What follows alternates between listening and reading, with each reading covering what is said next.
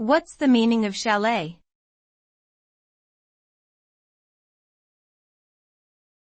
Chalet.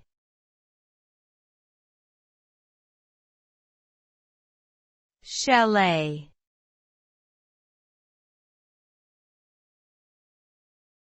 Chalet.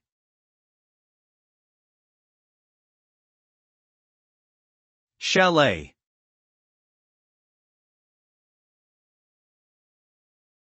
A chalet is a type of Swiss house or cottage that is typically made of wood and has a sloping roof with wide, overhanging eaves. These buildings are often used as holiday homes or retreats in mountainous regions and are known for their cozy, rustic charm. They may feature elements such as balconies, fireplaces, and exposed wooden beams. In modern usage, the term chalet has been expanded to include any type of winter vacation home or lodge, regardless of its architectural style or location.